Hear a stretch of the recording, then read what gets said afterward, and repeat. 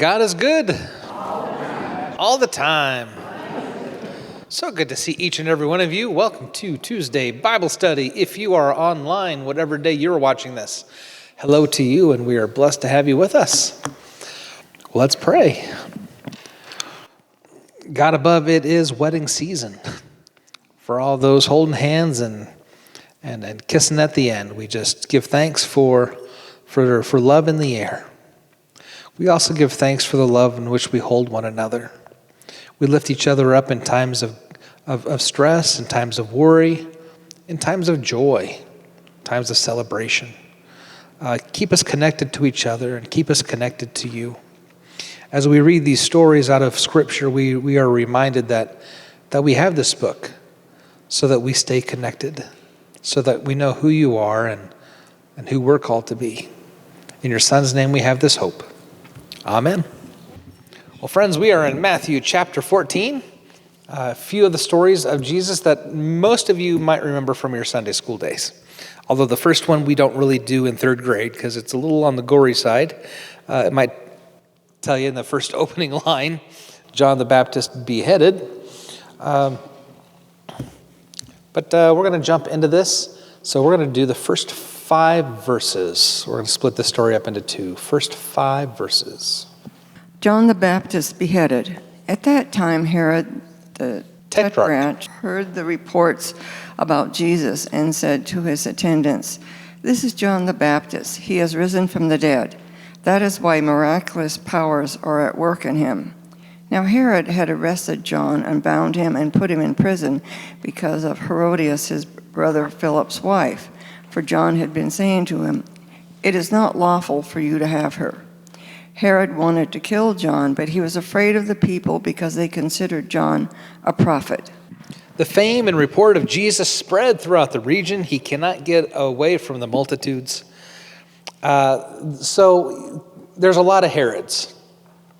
I'm not going to try to confuse you with like the 6 or 7 Herods that are out there. So we have King Herod, and then later on, other people who became leaders also became known as Herods, and even the ladies got to be known as Herodians. Just Herods all over the place. It is kind of like, who would you say is the most famous emperor out of Rome? For those of you who might know your Roman history. Caesar. Caesar's name eventually became known as, it was just Caesar. In German, Caesar became, if you had to guess, Kaiser. So like Kaiser Wilhelm, like, yeah. There's another one. I lost it. Caesar, Kaiser. In Russia, the leader was known as Tsar, Caesar. That's what happened with King Herod. All the people who kind of came after Herod, even in the family, they're Herods. There's a whole bunch of Herods in the Bible. Okay? So this Herod Antipas, was the son of Herod the Great, who reigned when Jesus was born. Tetrarch. It's a funny kind of word, isn't it? It means ruler of the fourth part. Fourth part. And it eventually became quite generally as just a subordinate ruler of a section of a country. A tetrarch was lower than a king. This Herod wanted to be recognized a king. Later, he went to go ask the emperor, Caligula, who was not known to be a nice emperor, for this title. Caligula refused. Later on, this Herod went to exile in Gaul, which is France.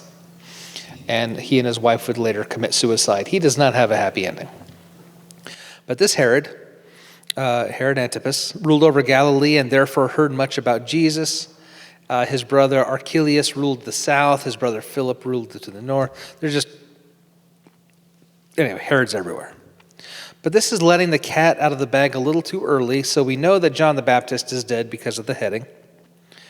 But before that, he was scared that Jesus was John the Baptist come back. That was just part of the mythology of what could happen. And so he was worried that this is John the Baptist. He felt the guilt and superstition led him to this fear. so he could imagine that he still saw and heard this holy head shouting and crying out against him, staring him in the face at every turn. One ancient Christian writer said that Jesus and John the Baptist closely resembled each other. They were cousins, similar build, similar face, similar style. If this was true, it would just give more reason for this Herod to think that Jesus was John coming back from the dead. Now, what exactly? Why did John the Baptist get the ilk of Herod? Yeah. You can't marry your sister-in-law. So this Herod went to go see the other Herod for a while, and while he was there, he and his brother's wife got together. Don't have these kind of relations with your in-laws. It's a good rule of thumb. She would go, I'm going to forget the story, but somehow I think she would later on go marry another uncle. There's another cousin and a 7-year-old boy somewhere in the mix of them marrying. Somewhere another Herod married his horse. They were nuts. Too much inbreeding and things got weird. So this, thank God our leaders are sane today, but back then it was nuts. Yeah, for those who has ears to hear, let them hear. John, it's not lawful for you to have your sister-in-law. And usually when it wasn't just a one-off comment. It was over and over and over again. John the Baptist had quite the audience, over and over and over again. So how do you get rid of this guy? He feared the multitude. Herod is like many people today. He feared the opinion of people before fearing God. The only thing that kept Herod from even greater wickedness was the fear of man.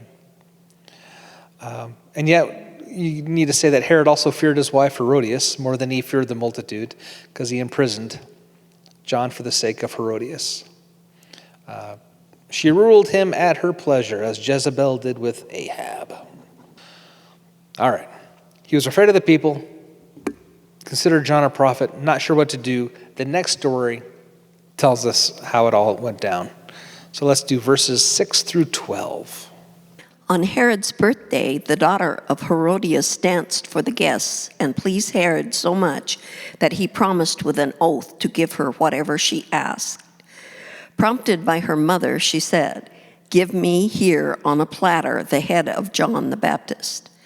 The king was distressed, but because of his oaths and his dinner guests, he ordered that her request be granted and had John beheaded in the prison. His head was brought in on a platter and given to the girl, who carried it to her mother. John's disciples came and took his body and buried it. Then they went and told Jesus. The daughter of Herodias, so not the daughter of Herod, but the daughter of Herodias, the daughter of his brother, right? Danced before them and pleased Herod. What kind of dancing do you think this was? Wasn't ballerina. Little more on the risque side, I would imagine. And I pleased her. It would just this is your niece. The daughter Herodias, described as a girl, not a cute little girl, but teenager somewhere in there.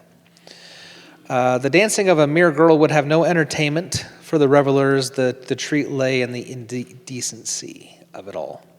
Suggestive, immoral. For a royal princess to dance in public at all was an amazing thing. The preacher Charles Spurgeon said 100 years ago, and this is 100 years ago, this is what he said: "In these days, mothers too often encourage their daughters in dress that is scarcely decent." That was 100 years ago.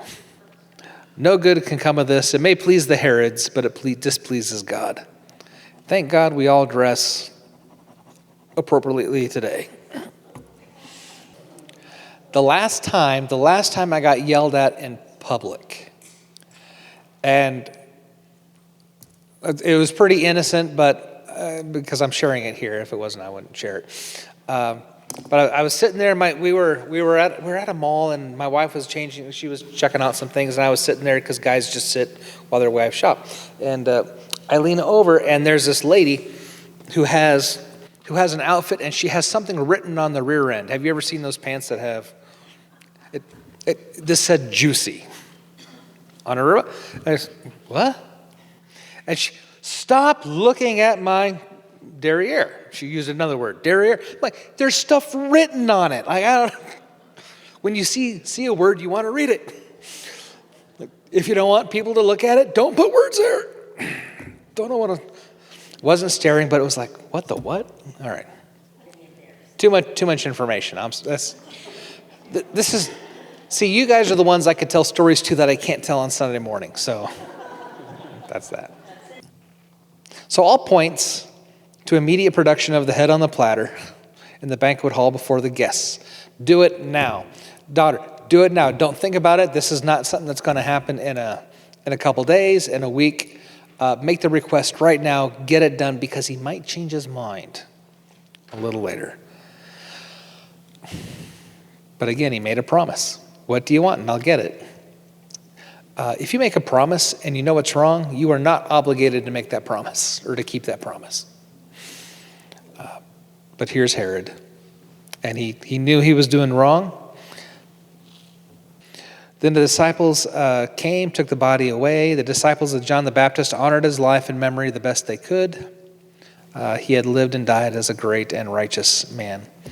I don't know. I've not been to the Holy Land. I don't know if there's a place where they say he is buried. If they do, I guarantee you that is not where he's buried.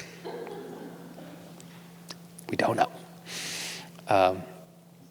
Yeah, even if you go to the Holy Land now, like, hey, here's the hill where Jesus was crucified. There's 2 hills that you can go to and pay admission to both places and go see, because they don't know. We have that here in Idaho.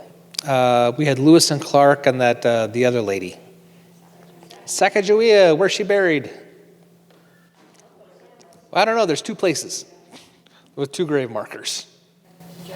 To his body, so his body was whole. Do we know that? I would doubt it. Doesn't say, but I would doubt. Hey, they just killed our guy. Someone go knock on the door to see if they'll give the head. Give it back. I got a feeling it's gone. All right, famous story that you'll probably, you know this one, if you've been around the Bible. Jesus feeds the 5,000. Our Methodist ladies do this all the time. So let's do let's do the whole story, 13 to 21. 13 to 21. When Jesus heard what had happened, he withdrew by boat privately to a solitary place. Hearing of this, the crowds followed him on foot from the towns. When Jesus landed, he saw a large crowd. He had compassion on them and healed the sick. As evening approached, the disciples came to him and said, "This is a remote place and it's already getting late. Send the crowds away so they can go to the villages and buy themselves food." Jesus replied, "They do not need to go away. You give them something to eat." "But we only have 5 loaves of bread and 2 fish," they answered. "Bring them here to me," and he directed the people to sit down on the grass. Taking the 5 loaves and the 2 fish and looking up into heaven, he gave thanks, broke the loaves. Then he gave them to the disciples, and the disciples gave them to the people. They all ate, were satisfied, and the disciples picked up the 12 basketfuls of broken pieces that were left over. The number of those who ate was about 5,000 men, besides women and children. So when Jesus heard it, he departed. They just killed John the Baptist. When Jesus heard what happened, let's go by boat privately to a solitary place. If they could do that to John, they can do that to me. The commentaries I read, though, said this was not out of cowardice, but from an understanding of the Father's timing. And my time is not yet done. Let's keep doing ministry. But the multitudes, they wouldn't have it. They followed him on foot. Elvis has left the building. Jesus has left Galilee, but here he goes. Jesus could escape the potential violence of Herod, but he could not escape the attention of the multitudes. Even though the religious and now the political leaders opposed Jesus, he was still popular with the people. And he had, compassion. He had compassion on them. The great compassion of Jesus for the multitudes moved him to heal the sick and to teach them. He did this all the way until evening. And then got evening, and the main meal of the day was supper time. I'm not sure what your main meal of the day is, but back in Bible times, it was dinner. After work, before bed, that was the big meal of the day. Breakfast, if you were lucky, lunch was right out. Supper was the big one. And we're in a place where there's no fast food. A solitary place. We're out in the middle of nowhere. There's nowhere to bring food. And I could just see Jesus and the disciples going, this is not on us. There's a hospitality code that says you're supposed to feed people. But 5,000 people did not RSVP to Christ and say, by the way, we're coming. Hey, I know you all want to be alone, but we're coming to your house, and can you please feed us? Jesus and the disciples could have had excuses. Not the right place. This isn't the right time. The people can take care of themselves. There was no necessity to feed the multitude. And yet Jesus had compassion on them anyway. And did Jesus say, I'm going to give them something to eat? No, what's the pronoun he used? You. Hey, disciples, you want positions of leadership? You go feed them. He also knew that he was going to give them the resources to do this work as well. We have how many loaves? 5. How many fish? 2. It doesn't say it in this gospel. The Gospel of John opens it up a little more and says that who was it? Andrew or Philip? Andrew, thank you. Andrew finds this boy. Andrew the ushered this boy in. Hey, there's this boy with 5 loaves and 2 fish. Matthew doesn't have the boy. John, the Gospel of John has it. I could just imagine this kid with his food in his backpack looking around. I don't dare get this out of my backpack. Hey, there's a kid with food. And the boy's like, I was the one prepared. Be prepared. I was a Boy Scout. Be prepared. And we have unprepared people. Anyway, we get the 5 loaves, we get the 2 fish. There's a miracle of miracles. Now the question is, how did this miracle take place? Did the bread magically appear? Did the fish magically appear? I've heard sermons where that was the case. I've also heard sermons where they said the 5 loaves and 2 fish, they showed the generosity of what was going on, and everybody else opened up their backpacks, and it was a big communion meal with everybody just put everything they had in the middle, and they were able to feed. I've heard it that way too. Do you know what the Methodist belief is? Whatever makes you happy in this one. Go with it. Just know that they all got fed. And it was a party. When you think about church, number one thing you think about is worship. The second most thing that most people think about, potlucks, food, togetherness, right? Breaking bread together. That's what the original church was. Let's break bread together. So whether this is a miracle of miracles or whether it's just the miracle that everybody shared, either way they call it a miracle. 5,000 men, so we're guessing perhaps 10 to 20,000 people total, women and children in this count. This is one of the only stories that is in all 4 Gospels. Most of the parables you'll find in 1, maybe 2. Christmas story, the birth story, you only get in 2. The story of Easter, you only get in 3. Mark, there's an extra chapter on Mark. If you look at the end of Mark, it'll say, this chapter is not the original ending to Mark. But we get Palm Sunday, that's in all 4, and the story is in all 4. Food is important to the early church and this miracle. It kind of darkens back to, if you remember at the beginning of our Gospel of Matthew's study, I said Matthew was really trying to tie in Old Testament beliefs. This is written to the Jews, 100%. Luke was kind of written more to the Gentiles. Luke was a doctor and kind of out there. Matthew, 100%. We're gonna bring up Jewish imagery. There's a story, I think, in the Old Testament of somehow they getting bread in the wilderness. Does that ring any bells? Getting bread in the wilderness. Manna from heaven. Yeah, manna. And who was the leader at that time? Moses.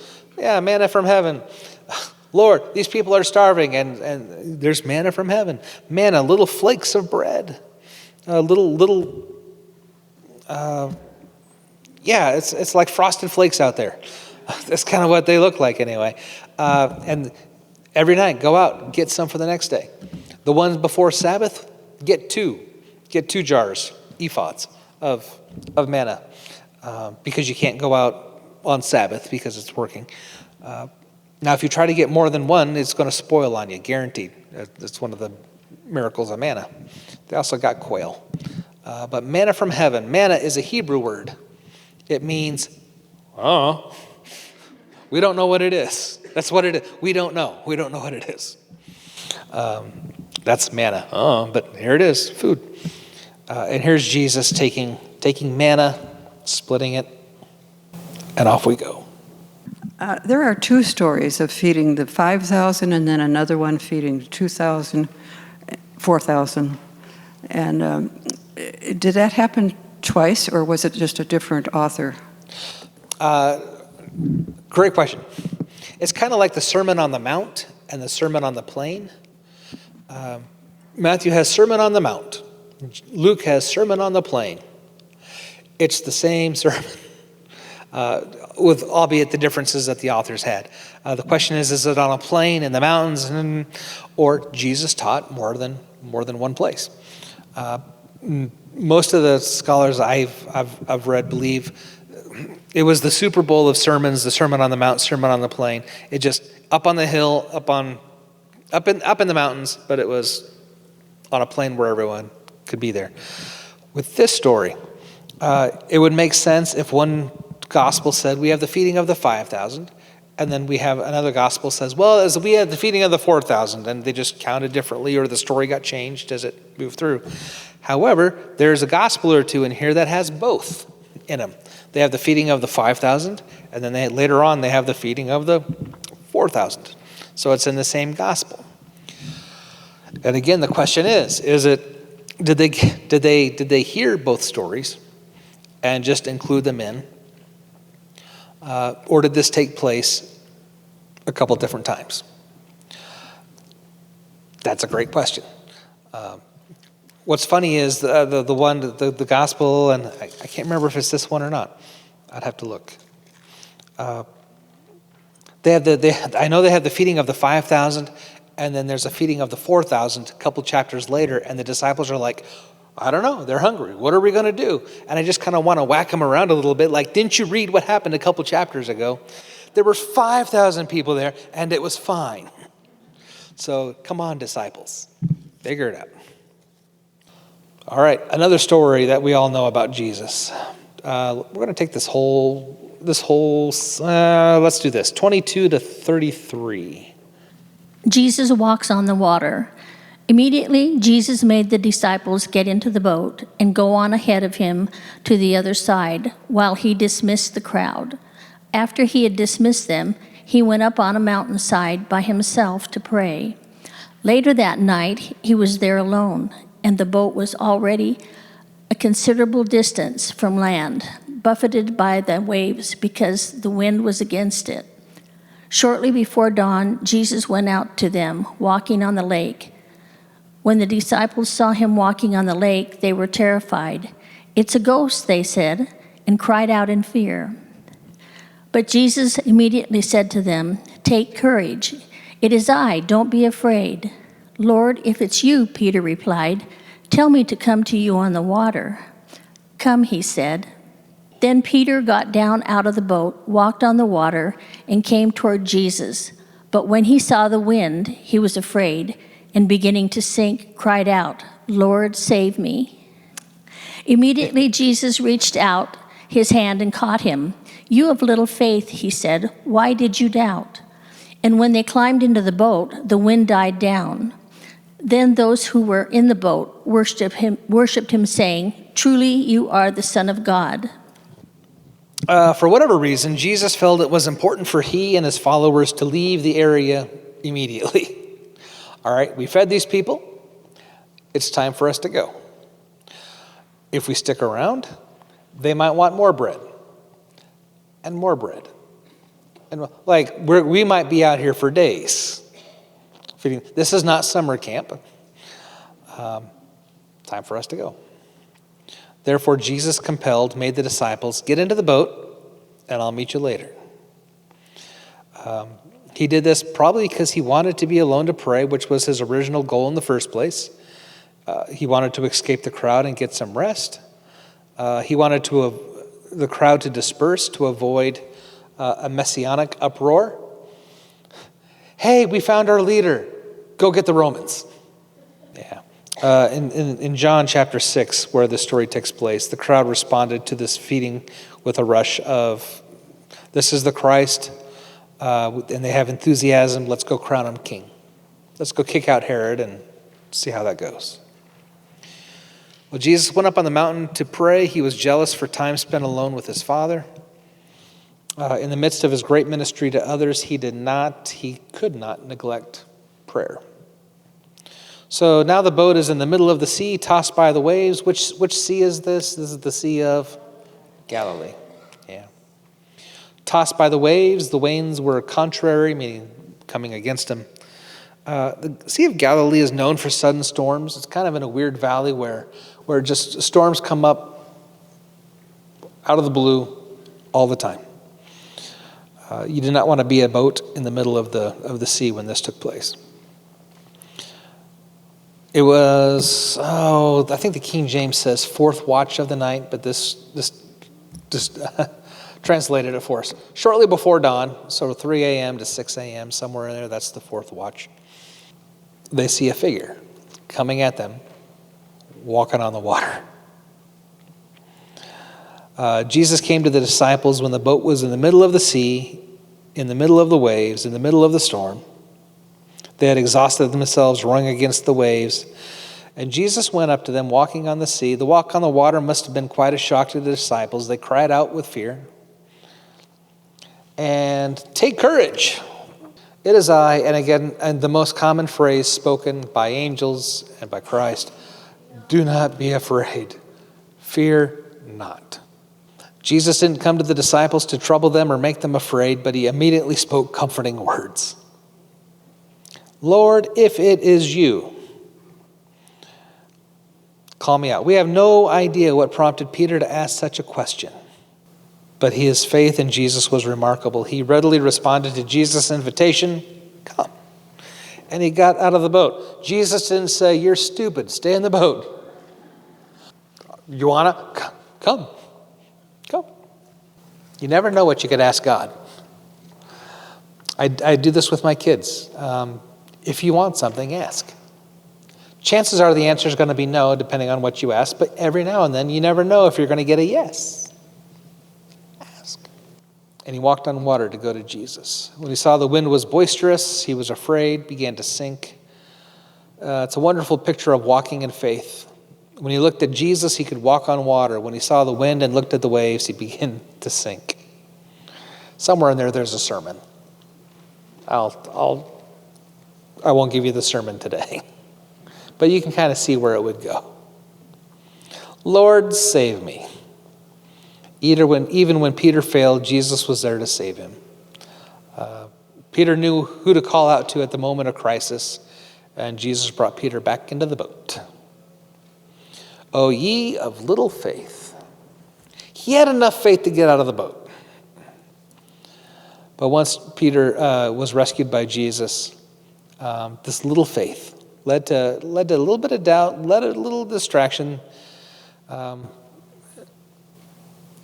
Peter began to sink beneath the waves and the wind. Later on, he would deny him a couple times. That's coming up in a few chapters. There was one time he was called the solid rock. Another time he was called a stumbling stone. Peter kind of goes back and forth on being this great disciple and someone who bumbles a lot.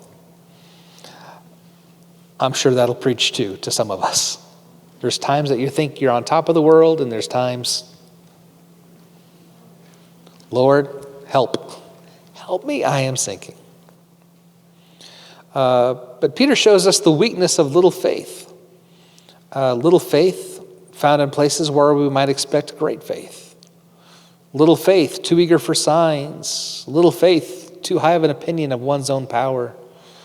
Little of faith exaggerates the peril. However, he also shows us the strength of little faith. Little faith is still faith. Little faith obeys the word of Jesus. Little faith comes to Jesus. Little faith will pray when in trouble. Why did you doubt? Is that the word? Doubt. The word used, if you go in the Greek for the word doubt, it actually means split in two. Split in two. Something doubts is split in two. If you have doubts, you're not sure. Yeah, it can go this way, it can go that way. We're split in two. We're not whole. And then those in the boat came and worshiped. They moved quickly from fearing the storm to worshiping Jesus. This is one of the first times we meet with so plain and open acknowledgement of him being the Son of God. You really are who you say you are. Even the waves obey you. All right, last paragraph, 34 to the end. When they had crossed over, they landed in Gennesaret. And when the men of that place recognized Jesus, they sent word to all the surrounding country. People brought all their sick to him and begged him to let the sick just touch the edge of his cloak, and all who touched it were healed. Again, this story is also in the Gospel of John. Gospel of John tells us that this crossing over was also miraculous. As Jesus got into the boat with them, miraculously the boat was instantly carried over to the other side. Or maybe the wind changed directions and they just got there really, really fast.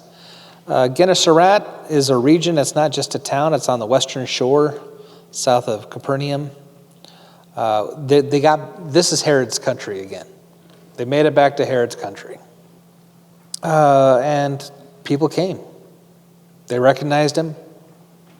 And just touching the hem of his garment, even the hem of Jesus' garment, provides an important point of contact for the faith. There's a few stories where they use something to do a healing. Whether it's the hem, there's a story in Acts, Paul's sweatbands, believe it or not, caused a healing. There's a story in Acts, let me see. So this is in Acts.